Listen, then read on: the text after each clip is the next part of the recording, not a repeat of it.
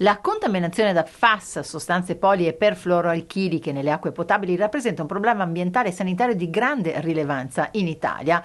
Sono composti chimici utilizzati in molteplici applicazioni industriali e domestiche e sono noti per la loro persistenza nell'ambiente e per i gravi effetti sulla salute umana. Negli ultimi anni lo scandalo legato alla contaminazione da PFAS in alcune regioni italiane, come il Veneto, ha sollevato grandi discussioni e preoccupazioni. Greenpeace ha così deciso di analizzare l'acqua di più di 200 comuni nelle diverse regioni italiane e di realizzare una sorta di mappa delle aree più contaminate. Elevati livelli di contaminazione si registrano in quasi tutte le regioni del centro-nord.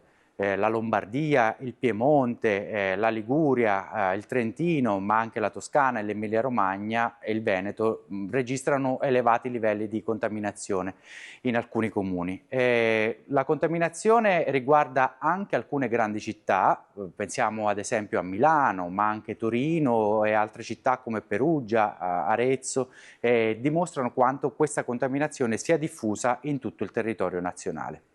Purtroppo il problema PFAS non viene attenzionato dal nostro governo, eppure i nostri dati ci indicano come milioni di persone nel nostro paese abbiano ricevuto acqua contaminata da questi pericolosi inquinanti nelle loro case.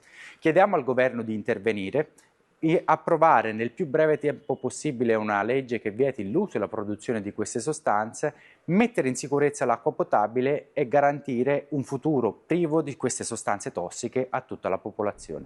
Livelli elevati si registrano in Lombardia e in numerosi comuni del Piemonte e del Veneto, anche in comuni fuori dall'area rossa già nota per essere tra le più contaminate d'Europa come Arzignano, Vicenza, Padova e Rovigo, dell'Emilia-Romagna, della Toscana e persino della Sardegna. Nonostante l'Italia ospiti alcuni dei più gravi casi di contaminazione dell'intero continente europeo, dunque ad oggi i controlli sono per lo più assenti o limitati a poche aree geografiche. A partire da inizio 2026 entrerà in vigore anche nel nostro paese una direttiva europea, ma i parametri di legge fissati a livello comunitario sono stati superati dalle più recenti evidenze scientifiche, tant'è che recentemente l'Agenzia Europea per l'Ambiente ha dichiarato che i limiti in via di adozione rischiano di non riuscire a proteggere la salute umana.